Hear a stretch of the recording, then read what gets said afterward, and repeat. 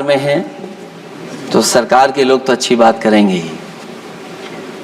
न केवल नाउम्मीदगी दिखाई दे रही है, बल्कि जो चेहरों पे खुशी होनी चाहिए थी सरकार बनने के बाद, वो चेहरों पे उतनी खुशी नहीं दिखाई दी। नमस्कार दर्शक, जीटीवी भारत ओडिया न्यूज चैनल को आपको स्वागत करुछि। मु रामदास। चैनल को सब्सक्राइब करनथिले सब्सक्राइब करंतु, खबरटी को शेष जाए देखंतु। जुलाई 30 तारिख बड़ खबर।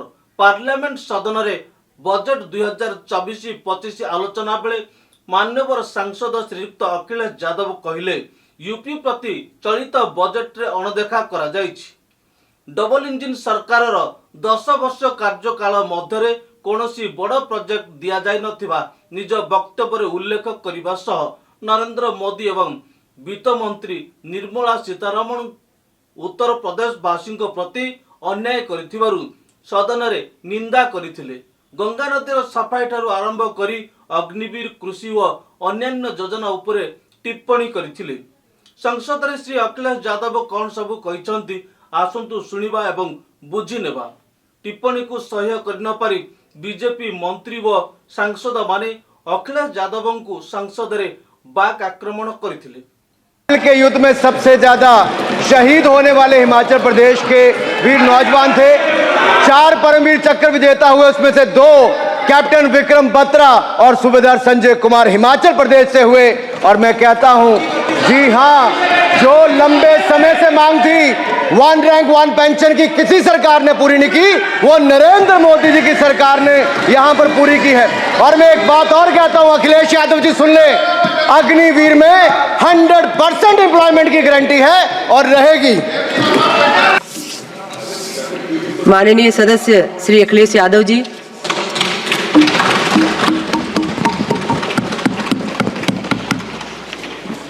सभापति महोदया, मैं आपका बहुत धन्यवाद देना चाहता हूं कि आपने मुझे बजट 2024-2025 में बोलने का मुझे मौका दिया है।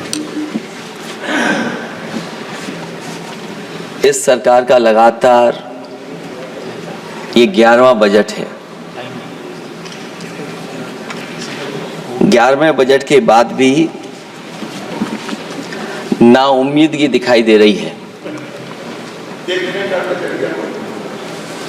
और सरकार में हैं तो सरकार के लोग तो अच्छी बात करेंगे ही। न केवल नाउम्मीदगी दिखाई दे रही है, बल्कि जो चेहरों पे खुशी होनी चाहिए थी सरकार बनने के बाद, वो चेहरों पे उतनी खुशी नहीं दिखाई दी।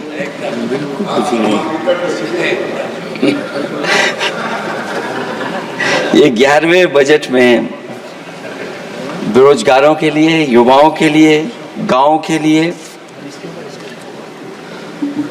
और उनकी तकलीफ परेशानी का जो मुद्दा है वो 9-2-11 दिखाई दे रहा है मुझे। महंगाई में घर चलाना, बच्चों को पढ़ाना और घर के बड़े बुजुर्गों की दवा इलाज से लेकर के महंगाई का जो सामना करना पड़ रहा है, ये बातें परिवार वाले बखूबी जानते हैं।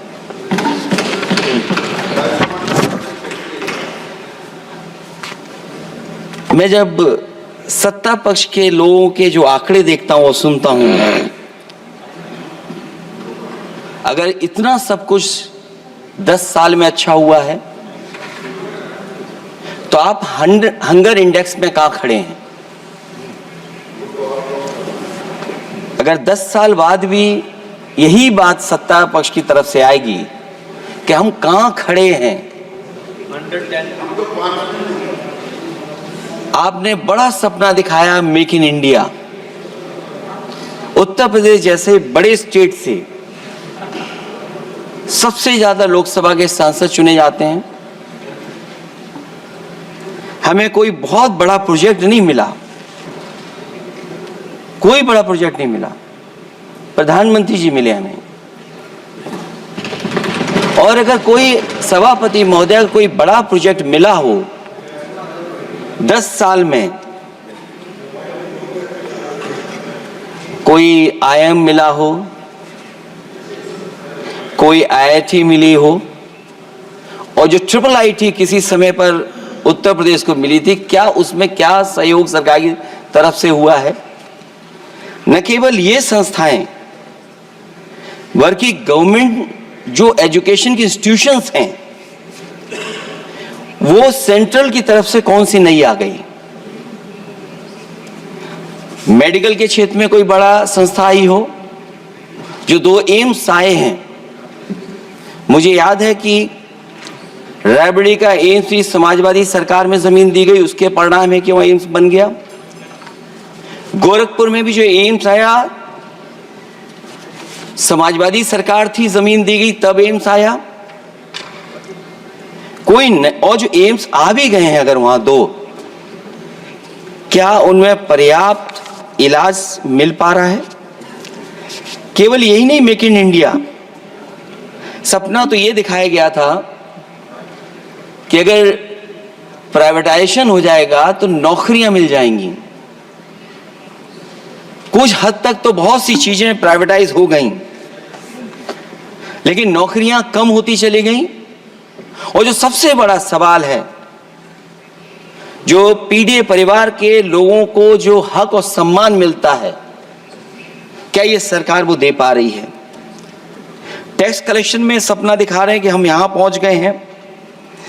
आखिरकार एक्सपोर्ट क्यों कम होता चला जा रहा है? और हम जो ट्रेड डेफिसिट है उसको कैसे खत्म करेंगे?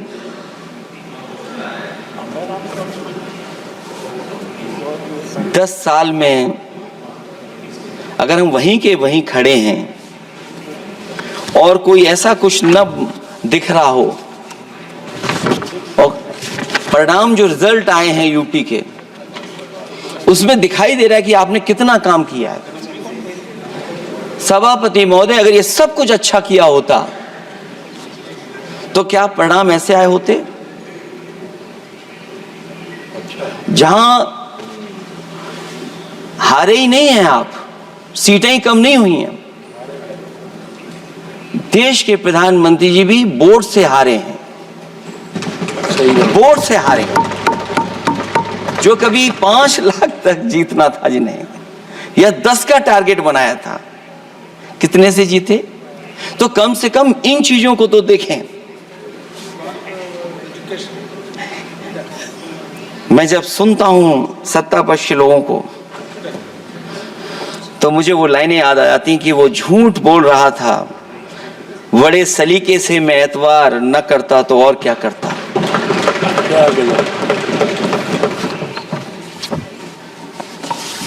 मुझे याद है कि देश के प्रधानमंत्री जी ने जनकपुर में एक झंडा दिखाया था, और उस बस में 35 लोग बैठ करके अयोध्या आए थे।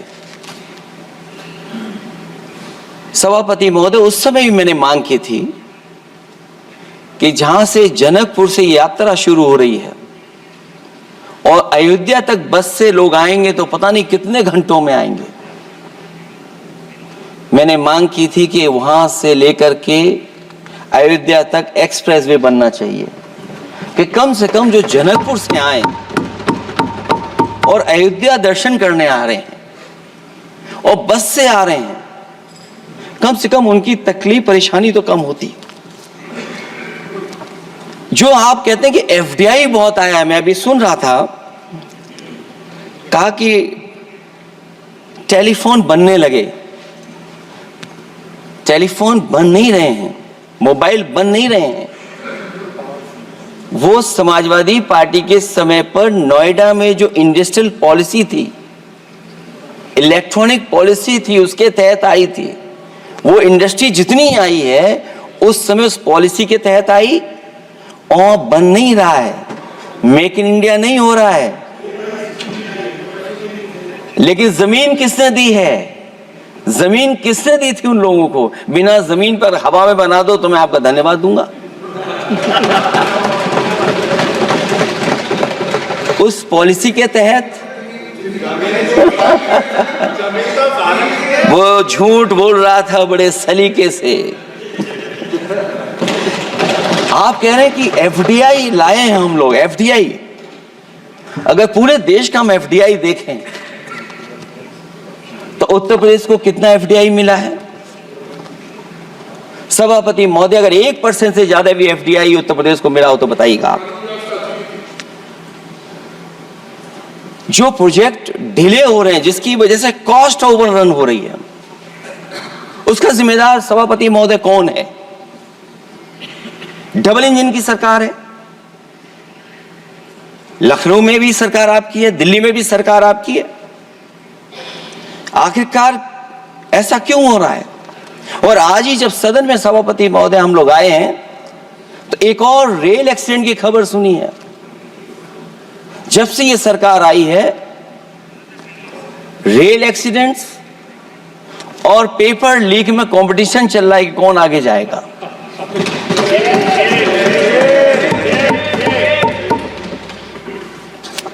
मैं तो अखबारों में पढ़ता था सभापति महोदय कि तोड़ फोड़ करके ही सरकार बनाते हैं। अभी एक सदस्य पिछली बार वो तोड़ फोड़ कर करके शायरी भी बनाने लगे हैं। जो प्रोजेक्ट और जिस प्रोजेक्ट के लिए प्रधानमंत्री जी एयरफोर्स का सबसे बड़ा हवाई जहाज हरकुलिस विमान लेकर के आए थे और वो सड़क पर उतरे थे, वो एक्सप्रेस वे पर उतरे थे। मैं समझता हूं सभापति महोदया, यहां जितने माननीय सदस्य हैं सबने देखा होगा और सबने निर्देश के अनुसार उस पर ट्वीट भी किया होगा। वो जो एक्सप्रेस वे अगर किसी ने बनाया था सभापति महोदय, जो डिजाइन, टेक्नोलॉजी का पार्ट, अलाइनमेंट, वो समाजवादियों की देन थी, वो आपकी देन नहीं थी।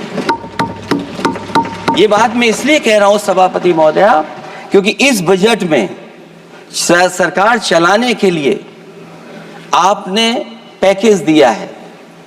हमें कोई नाराजगी नहीं है पैकेज देने की, आप पैकेज और दीजिए। लेकिन अगर आप बक्सर से भागलपुर एक्सप्रेस वे बना रहे हैं तो आप उत्तर प्रदेश की पूर्वांचल एक्सप्रेस वे को क्यों नहीं जोड़ रहे हैं? और मैं तो कहूंगा आपसे कि केवल अगर आप 25 किलोमीटर जोड़ देंगे, जहां पूर्वांचल एक्सप्रेस वे रुक गया था, केवल 25 किलोमीटर आप जोड़ देंगे तो दूसरे काम को अपना जो बनाते हैं, आप ये कह पाएंगे कि दिल्ली से लेकर के आपने भागलपुर तक एक्सप्रेस वे दिया है। हाँ जी, वो अभी से नहीं, बहुत पहले से बन रहा है। बहुत पहले से बन रहा है। मैं ये नहीं कहना चाहता कि क्या दिया आपने, मैं ये कहता हूं कि अगर आप बक्सर से भागलपुर एक्सप्रेस वे दे रहे हैं केवल बिहार के लोगों को खुश करने के लिए, मैं उससे सहमत हूं कि आप बिहार की तरक्की के लिए एक्सप्रेस वे दें, लेकिन जो पखनपुरा, जो आखिरी गांव है जहां पर छूट गया है, वहां से आप क्यों नहीं जोड़ रहे हैं? और हमारे स्टेट के लिए आप कोई नया एक्सप्रेस वे क्यों नहीं दे रहे हैं? आप हमारे लिए क्यों नहीं दे रहे हैं एक नया एक्सप्रेस वे? आप दिल्ली के बजट से दे रहे हैं, आप यूपी अपने बजट से बना रहा है। आप बताइए कोई यूपी को आपने एक्सप्रेस वे दिया हो? कोई एक्सप्रेस वे नहीं दिया। और मैं तो कहूंगा, और याद दिलाइएगा अपनी सरकार को, एक बुंदेलखंड एक्सप्रेस वे बना था, अभी अभी बताएंगे आपको उसका भी। सभापति महोदय, एक बुंदेलखंड एक्सप्रेस वे दिया सरकार ने, उत्तर प्रदेश सरकार ने, वो दिल्ली के बजट का नहीं है। मैं मांग कर रहा हूं कि दिल्ली के बजट से कोई एक्सप्रेस वे मिलना चाहिए। जो बुंदेलखंड एक्सप्रेस वे दिया, प्रधानमंत्री जी उद्घाटन कर करके वापस लौटे। अब रिपेयर का पैसा कौन देगा? वो आज भी रिपेयर मांग रहा है। सभापति महोदय, कोई कल्पना कर सकता है कि नया एक्सप्रेस वे बना हो जिसका प्रधानमंत्री जी ने उद्घाटन किया हो, वो आज रिपेयर मांग रहा हो? और वो एक्सप्रेस वे 6 लेन नहीं है, वो 4 लेन है। मैं इसमें भी सुझाव देना चाहता हूं, ये जो बुंदेलखंड वाला एक्सप्रेस वे है, ये अभी 15,000 करोड़ से ज्यादा का बना है स्टेट गवर्नमेंट का। इसको मुनाफा नहीं हो रहा, टोल कलेक्शन नहीं है बहुत ज्यादा, इसको सतना से जोड़ दिया जाए और बुंदेलखंड जहां से शुरू हो रहा है हमारे डिस्ट्रिक्ट इटावा से, कम से कम उसको हरिद्वार तक ले जाना चाहिए। अगर हरिद्वार से लेकर के सतना लोग चले जाएंगे तो शायद बुंदेलखंड के लोगों को भी लाभ होगा। और सबसे बड़ी बात है सभापति महोदय, दिल्ली और लखनऊ मिलकर के उन एक्सप्रेस वे की सेफ्टी से और उसकी डिजाइन से खिलवाड़ कर रहे हैं। जो इंडियन रोड कांग्रेस कहती है, जो डॉक्यूमेंट कहता है, वो ये कहता है कि मीडियन सड़क का 12 मीटर से लेकर के 14 मीटर होना चाहिए। आप जाकर के देख के आइए, जो पूर्वांचल वाला बना है उसका मीडियन कितना है? क्या भविष्य में आपने चलने वालों की सेफ्टी के साथ खिलवाड़ की है कि नहीं की है? ये आपको विचार करना पड़ेगा। जिस समय लद्दाख और चीन को लेकर के सवाल उठा था सभापति महोदय, उस समय पॉलिटिकल पार्टी से सुझाव मांगे गए थे और सुझाव ये मांगे गए थे कि आप क्या सुझाव देना चाहते हैं। तो उस समय जो सुझाव समाजवादी पार्टी ने दिया था, वो सुझाव ये था कि लिपू लेक से लेकर के आपके ग्वालियर तक 6 लेन हाईवे बनना चाहिए। कभी जरूरत पड़ने पर सीमाओं पर हमारी फौज का आना जाना जल्दी हो जाए। और मुझे याद है जो अखबारों में मैंने पढ़ा था, सरकार ने उसको स्वीकार कर लिया था कि 6 लेन हाईवे बनेगा वो। लेकिन जब टेंडर की बात आई तो सुनने में आया कि वो 4 लेन बनने जा रहा है। और अभी जब वो काम हो रहा है, जब काम मैंने दोबारा उसको देखा तो पता लगा कि डबल लेन पेव शोल्डर बन रहा है। सोचिए कहां 6 लेन बनाने की बात थी, आप डबल लेन पेव शोल्डर बना रहे हैं। और पता नहीं कौन उस हाईवे को डिजाइन किसने किया है डिजाइन, कि जितने भी कस्बे उसके आसपास पड़ रहे हैं, कस्बे वाले अब नाला कहां से बनाएं, घर ऊंचा करें कि सड़क को तोड़ें। बहुत सारे कस्बों को वो समस्या के संकट में डाल दिया है सरकार ने।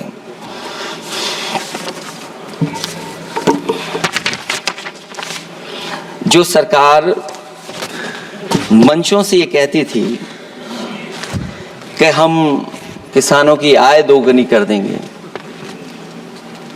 आज तो 11 साल हो गए सरकार को। किसान की आय दोगुनी हो गई क्या सरकार बताए? और अभी मैं बहुत सारे माननीय सदस्यों को जब सुनता हूं तो वो कहते हैं कि हम एमएसपी दे रहे हैं। अगर आप एमएसपी दे रहे हैं तो उसकी कानूनी गारंटी क्यों नहीं दे रहे हैं? आप कानूनी गारंटी दीजिए।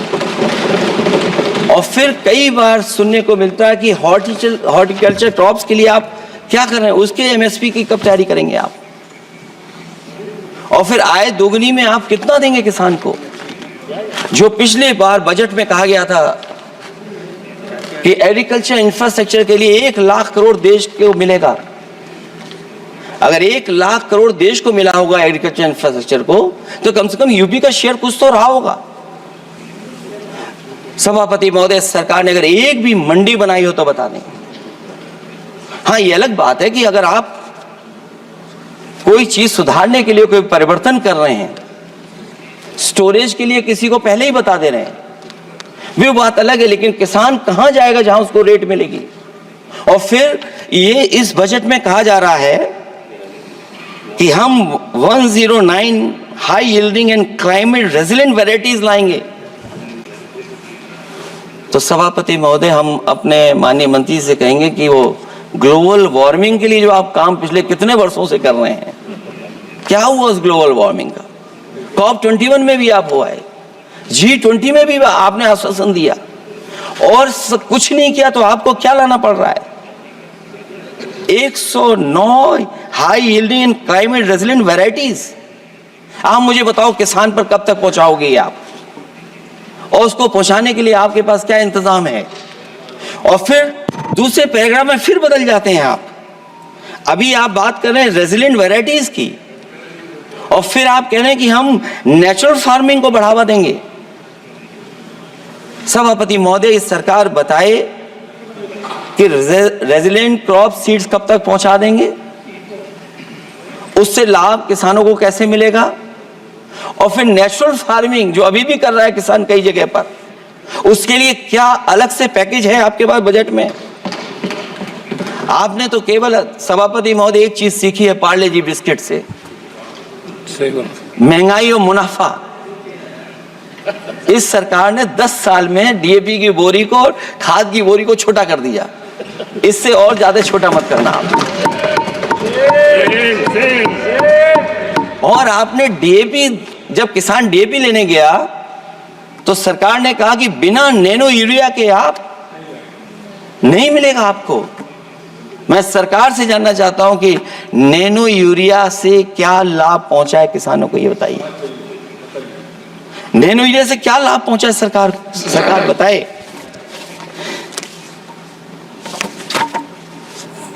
हमारे यहां बड़े बड़े आयोजन हुए सभापति महोदय, इन्वेस्टमेंट मीट के बड़े बड़े आयोजन हुए इन्वेस्टमेंट मीट के, और 5 लाख करोड़ के एमओयू साइन हो गए, 5 लाख करोड़ के। मैं ये सभापति महोदय, बजट हमारी क्या मदद कर रहा है उत्तर प्रदेश के उद्योग लाने के लिए। और ऐसे आयोजन हुए जिसमें देश के प्रधानमंत्री आए, देश के राष्ट्रपति आए, और देश के जितने बड़े उद्योगपति सब आए थे। लेकिन आज यूपी को क्या मिला वहां पर? किसानों के लिए एग्रीकल्चर सेक्टर में बड़े बड़े एमओयू हुए, लेकिन आज जमीन पर कुछ नहीं दिखाई दे रहा है। मुझे याद है समाजवादी सरकार में, क्योंकि देश का सबसे ज्यादा उत्पादन दूध का अगर कहीं हो रहा है तो उत्तर प्रदेश में हो रहा है,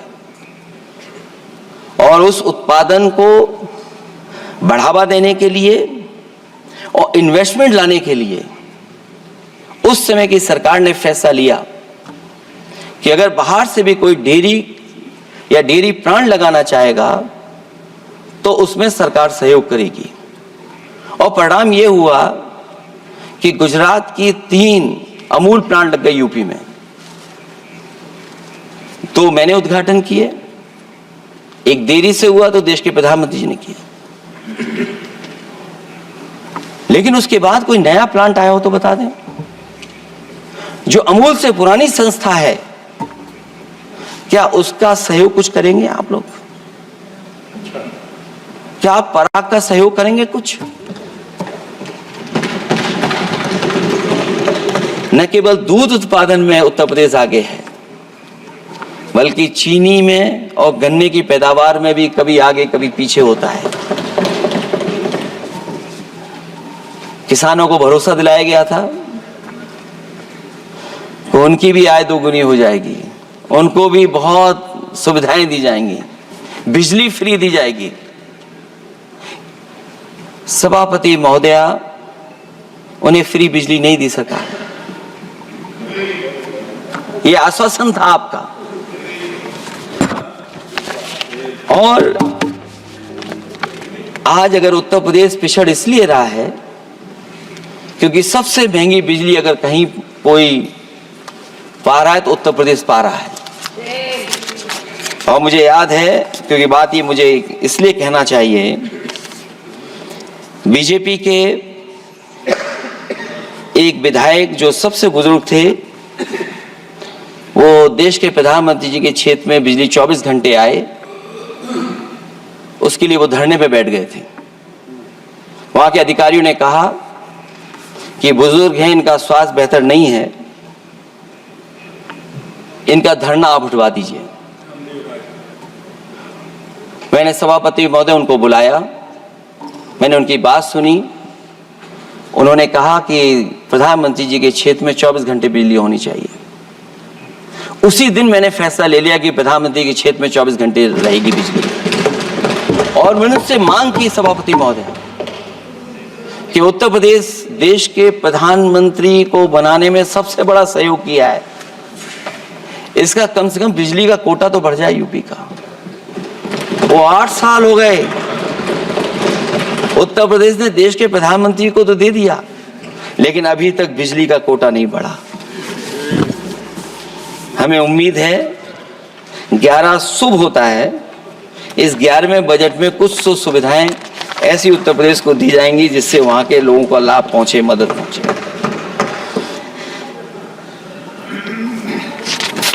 जहां किसान आत्महत्या कर रहा है,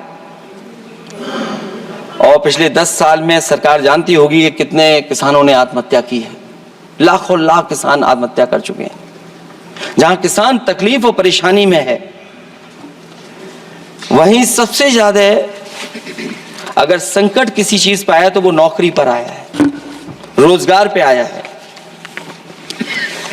जब सरकार का बजट मैं पढ़ता हूं तो जो स्कीम्स लाई जा रही हैं उसमें,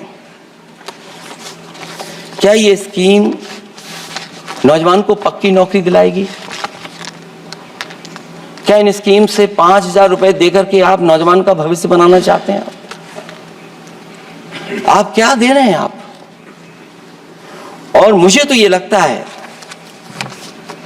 कि जो वर्क फोर्स आप बना रहे हैं ट्रेनिंग देकर के सरकार के पैसे से, अंतोगत्वा इनको भी एक्सप्लॉइट वही लोग करेंगे, उद्योगपति। आखिरकार जब इतनी टेक्निकल, इतनी ट्रेन फोर्स होगी तो आप ये मुझे बताइए कि उसके भविष्य क्या होगा। अगर इतने बड़े पैमाने पे आप ट्रेनिंग करा रहे हो, सरकार का बजट उसमें खर्च हो रहा है, तो सभापति महोदय उनका भविष्य क्या होगा 5 साल के बाद? और जो अग्निवीर वाली नौकरी है, सभापति महोदय, कोई भी नौजवान जो फौज के लिए तैयारी करता है वो कभी स्वीकार नहीं कर सकता। जब पहली बार ये स्कीम आई थी अग्निवीर, उस समय बड़े बड़े उद्योगपतियों से ट्वीट कराया गया था कि अग्निवीर से अच्छी कोई योजना नहीं है, इनको हम नौकरी दे देंगे, हम अपने यहां रख लेंगे। और शायद सरकार में बैठे लोगों को यह बात याद होगी, क्योंकि सरकार खुद स्वीकार करती है स्कीम ठीक नहीं है, तभी वो अपनी अपनी सरकारों से कह रहे हैं कि अग्निवीर वाले जो लौट करके आएंगे उन्हें कोटा दीजिए, आप नौकरी दीजिए।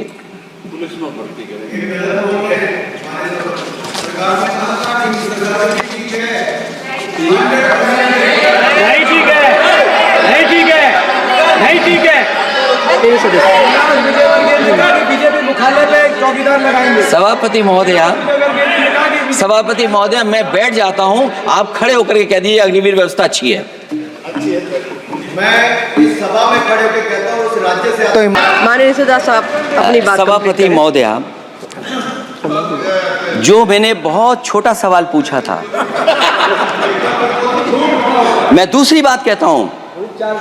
अगर ये जो बात आप कह रहे हो, तो आपको जरूरत क्यों पड़ रही कि आपको उत्तर प्रदेश में और प्रदेशों में कोटा देना पड़ रहा है 10%? सभापति महोदय, बैठिए। सभापति महोदय, जहां तक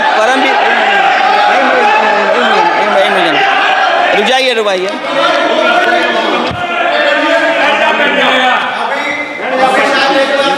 अरे सुनने दो।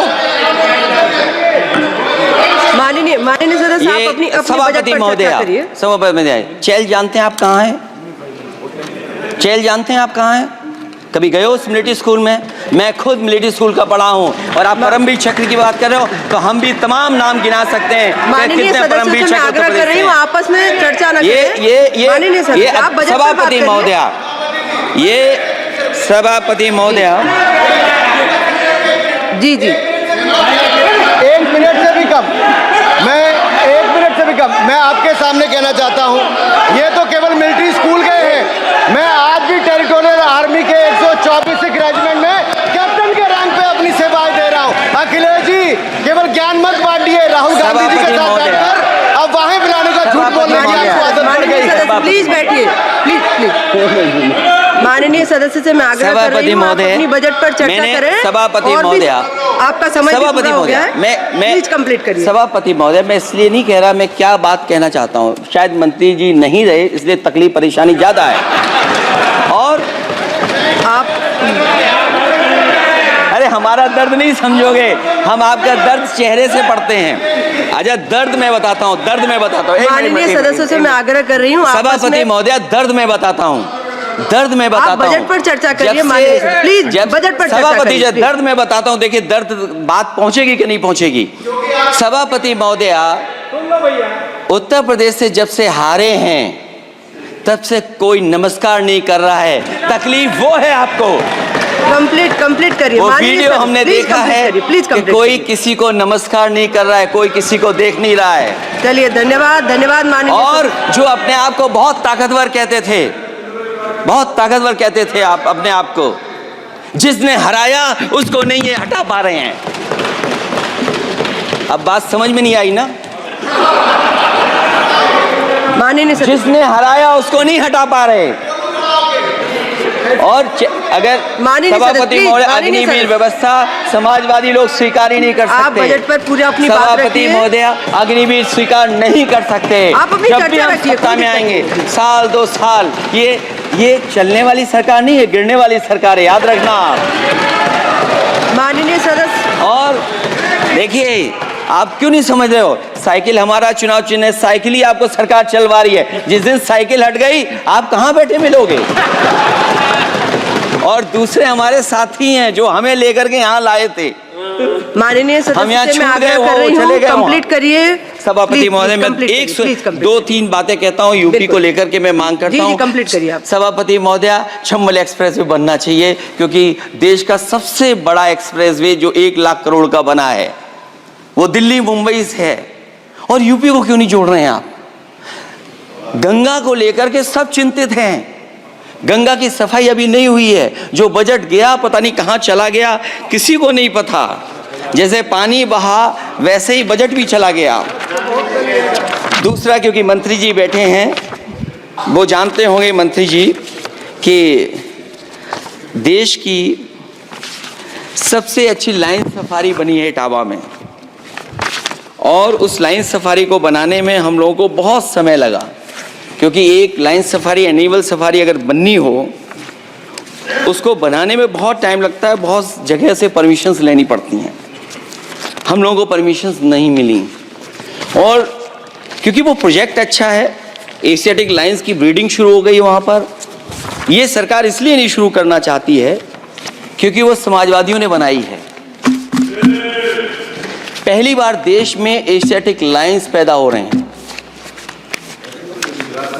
नहीं, वहां पर इटावा में पहली बार हो रहे हैं, और वो इसलिए नहीं शुरू कर रहे हैं। और वो शेर मैं बता दूं आपको, शेर आया था कि कोई और आया था, वो कहानी में नहीं पढ़ूंगा यहाँ पर,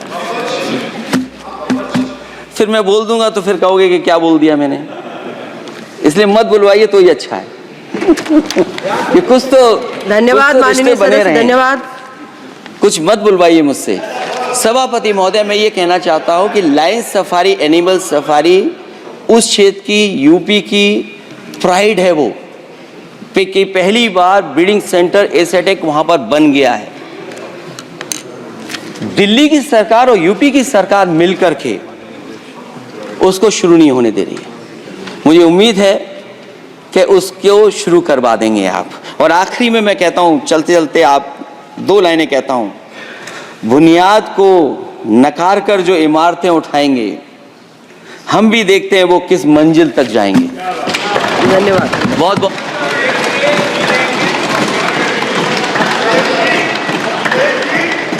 अखिलेश जी, कुछ ज्ञान माननीय विपक्ष के नेता को भी दे दीजिए। आपने अच्छा भाषण दिया, उनको भी सिखा दीजिए। हालांकि अयोध्या को मैंने कहा हम काम नहीं रोक रहे हैं, लेकिन सभापति महोदय मैं कहना चाहता हूं, इन लोगों का कौन टाउन प्लानर है, कौन आर्किटेक्ट है, मैं नहीं जानता हूं, लेकिन जब सरकार से चले जाएंगे तो विश्व की सबसे बढ़िया नगरी अगर कोई बन करके दिखाएंगे तो वो अयोध्या नगरी होगी। माननीय सदस्य, भिडियोटीर खबर भल थिले गोटे लाइक दियंतु। आपनको गोटे लाइक आमको उत्साहित करे, गोटे शेयर देश को बढ़ाए एवं गोटे कमेंट विश्व को जगाए। खबरटी को शेष जाए देखिथिबारु आपनको धन्यवाद। पुणी देखा अन्य एक खबर रे, सही समय पर्यंत विदाय नौची। नमस्कार।